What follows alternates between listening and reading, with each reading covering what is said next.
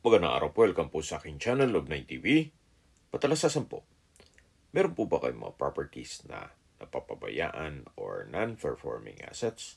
Plan nyo ibenta, pero wala kayong oras sa pagbibenta nito. Kung ito'y pagkakatiwala nyo po sa amin, tawag lang po kayo sa aking numero, usap po tayo, gawan ko po ng video for free. Yes, libre po, wala po kayong babayaran. Tutulungan pa namin kayong mabenta ang inyong property. Kami na po bahala sa marketing, sa boosting or paid ads. Even sa tripping, hindi na po kayo mapapagod sa pag-entertain ng mga buyers. Kami na po bahala sa lahat. Tawag lang po kayo. Nandito po tayo ngayon sa Indang Cavite kung saan meron po tayong bagong video presentation, isang residential commercial property na may lot area na 1,740 square meters. Ito po'y titulado, buhay po ang may-ari, kaya wala po kayong magiging problema sa documentation o sa transfer ng title. Ito pong property ay along Provincial Road. Meron pong 4 na structure dito sa loob nito. Meron pong residential house, may warehouse. Sa likod po nito ay meron pong caretaker's house. At dito naman sa harapan ay meron pong commercial space. Kaya ito'y income generating din po. Yan po, tunghayan nyo po. Itong napagandang property. May bahay bakasyonan ka na, may paupahan ka pa. At napakalaki pa po ng bakanteng lote na pwede nyong pagtanman at pwedeng paglagyan ng swimming pool. Napakaaliwalas po ng lugar, sariwang hangin, at malamig po ang klima. Ito'y nasa mataas na lugar. Ang estimated elevation above sea level ay 917 feet. Malayo na rin po ito sa 14 kilometers danger zone ng Taal Volcano. May ilang mga fruit-bearing trees po sa loob nito. At ito pong residential house ay kaka-renovate lang. Kaya ito'y ready for occupancy. May access na rin po dito ng tubig, kuryente at internet provider. So ito po yung harapan ng bahay. At matatanaw natin ang main door. At dito naman po yung balkonahe o terrace. At sa kabila po niyan ay yung covered carport o garahe. Nakakasya 3 hanggang 4 na sasakyan. So ito po yung main door. Samahan niyo po ako. Pasok po tayo. Welcome po dito sa bahay ni Madam. Ito po yung living area o salas. Naka-ceiling cove design. May pin lamps. Sliding glass windows. Then pulido ang pagkapintura ng ceiling at wall. Naka-tile flooring. Napakalaki po ng espasyo. At dito naman po yung dining area. Ganun din po, may ceiling cove design, pin lamps, sliding glass window, tile flooring, at sa dulo po, matatanaw natin ang formal kitchen. Na malaki din po ang espasyo nito. Ito po yung naka-tile kitchen countertop, then kitchen wall. Meron pong mga outlet sa gilid nito. Double stainless sink with faucet. Naka-ceiling cove design with pin lamps. At meron pong wall-mounted cabinets. Hanggang sa kabilang side po yan. At meron din po itong storage ng kitchen utensils. Dito sa ilalim ng kitchen countertop. Naka-tile flooring na rin po dito. So, yan po yung formal kitchen. Then, dito naman po sa kabila yung dining area. Wala naman po dito. Matatanaw na natin ang living area at yung main door. Gaya po nang sabi ko sa inyo, ito'y bagong renovate kaya wala na po kayong ipapagawa dito. Mula po dito sa living area, meron pong hallway na papunta naman sa mga kwarto. Pero check po muna natin itong master's bedroom. Kung meron man po kayong PWD or senior citizen sa pamilya, ito na po yung para sa kanila. Malaki naman ang espasyo, naka-ceiling cove design, meron pong sliding glass window na may blinds, then wooden design ng tile flooring, at pulido po ang pagkapintura ng ceiling at wall. At mula po dito, meron pong malaking espasyo para sa walk-in closet. Na kung saan may ceiling cove design, may pin lamps, then maayos din ang pagkapintura, At meron din po itong sariling toilet and bath na malaki din po ang espasyo nito. Mais po ang toilet fixtures, may bathroom countertop with vanity mirror, naka-tile bathroom wall from floor to ceiling po yan, may shower, may water closet with bidet, at ito pong ceiling ay may pin lamps. Then meron din pong bathroom window. Tunghayan nyo po itong toilet and bath dito sa master's bedroom. Labas po tayo. So ito po yung master's bedroom. Then meron na rin pong outlet sa gilid nito. At lalabas po tayo para check natin yung kabilang kwarto. So mula po dito matatanaw natin yung living area at dining area. At dito naman po yung pangalawang kwarto, na kung saan malaki din po ang espasyo nito. Pulido po ang pagkapintura ng ceiling at wall, may ceiling cove design, may pin lamps, at wooden design ang tiled flooring. Sa dulo po meron pong glass window, at meron din po itong sariling toilet and bath, kung saan maayos din po ang toilet fixtures, naka-tile bathroom wall, may water closet with bidet, at meron din pong bathroom window. So ito po yung toilet and bath ng second bedroom. Lalabas po tayo para check natin yung kabilang kwarto o yung third bedroom. Dito po sa third bedroom ay sa spasyo, sakto lang. Hindi naman siya ganun kaliit at hindi naman ganun kalaki.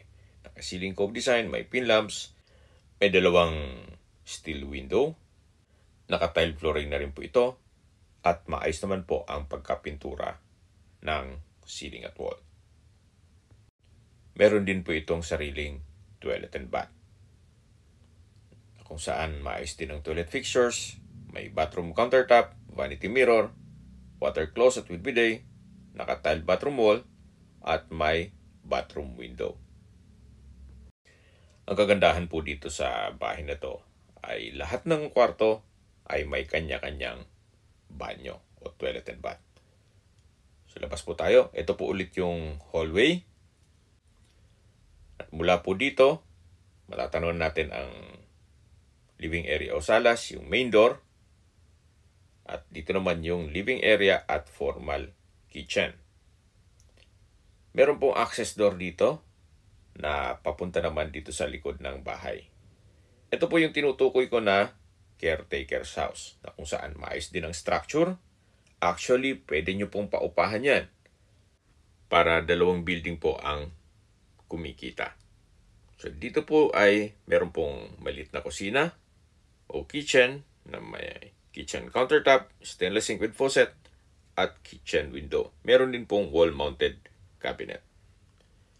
At sa ilalim po nito ay meron pong storage ng kitchen utensils.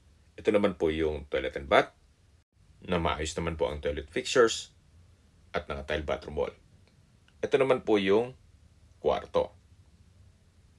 So, pinturado na rin po siya at meron pong steel window. Naka-tile flooring na rin po ito.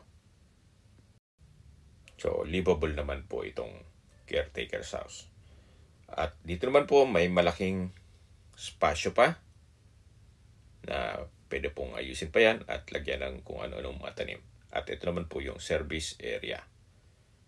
So mula po dito sa caretaker's house, pag diniretso niyo po ito, meron pong kubo na pwedeng tambayan.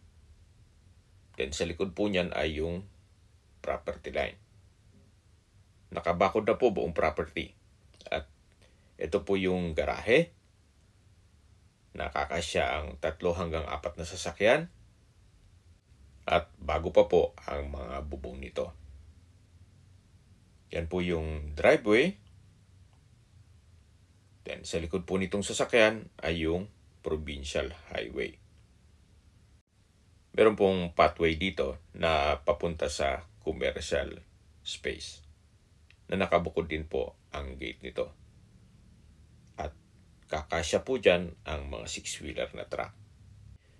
Kaya kung meron man po kayong negosyo o mga transaksyon dito sa Cavite o nearby areas, pwede po itong gawing satellite office ninyo. At the same time, garahe o kaya staff house.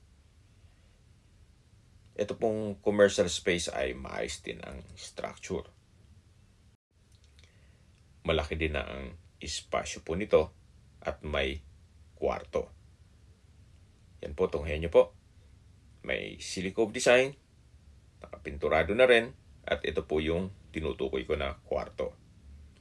Dito po sa dulo, sa likod po niyan ay yung mismong provincial highway na pwede nyo pong lagyan ng roll-up. So, labas po tayo. Napakalaki pa po ng bakanting lote. Ang lot area po na 1,700 square meters ay ideal lang po para sa isang retirement place. Gawa ng less maintenance po ito. At the end of the day, na mahina na po ang mga tuhod natin, mahihirapan na po tayong ikutin ang ekta-ektaryang lupain. Pero kung land banking, okay naman po ang ekta-ektaryang lupain, especially pag kayang-kaya naman ng pondo ninyo. Pero kung retirement place lang po at simpleng buhay, okay na rin po ito. Yan po yung residential house at sa dulo po yung bodega o warehouse at dito naman po yung commercial space. Sa distance, location at travel time portion na po tayo. Mula po sa Indang Bayan, kung saan kumpleto na rin po doon gaya ng public market, groceries, convenience store, drugstore, medical clinic, at nandun din po ang Cavite State University. Ang distance is 3.6 kilometers at ang travel time is 9 minutes. Mula naman po sa Mendez Crossing, ang distance is 15.1 kilometers at ang travel time is 18 minutes. Mula naman po sa Tagaytay Rotonda, ang distance is 21.1 kilometers at ang travel time is 28 minutes. Mula naman po sa General Emilio Aguinaldo Hospital at Korean Philippine Hospital, ang distance is 13.4 kilometers at ang travel time is 18 minutes. Yan po yung lagi kong binabanggit sa aking video na dapat nyo i-consider sa paghanap ng property, yung meron pong malapit na hospital. Hindi ko naman po sinasabing sakitin kayo, yan naman po for emergency purpose lang naman. At mula naman po sa SM13, ang distance is 14 kilometers at ang travel time is 23 minutes. Mula naman po sa Manila o sa airport, ang distance is 69 kilometers at ang travel time is 1 hour and 21 minutes. Sa presyo na po tayo. Binebenta po ito ni owner sa halagang 14.8 million pesos. Ibig pong sabihin, si buyer na po ang sasagot sa lahat ng taxes at expenses with regards to documentation. Kung may mga katanungan po kayo or gusto magpaset ng tripping dito sa property ito, tawag lang po kayo sa aking numero. At sa mga kababayan naman natin, nasa ibang bansa, meron po akong Telegram. Sa mga iPhone user naman, may iMessage. Meron din pong Imo, Skype, Viber at WhatsApp.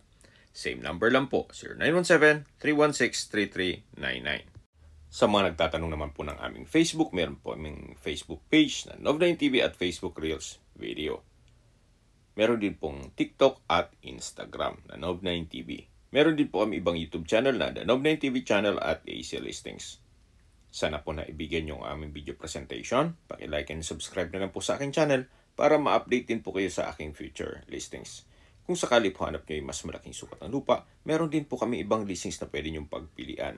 Huwag po kayong mag-atubiling tumawag sa amin, then let us know your budget para malaman namin kung anong property pwede namin ilok sa inyo. Sa lahat pong viewers, subscriber at nagtiwala po sa amin, salamat po sa suporta. Ingat po kayo lagi at yung pamilya. Maraming salamat po.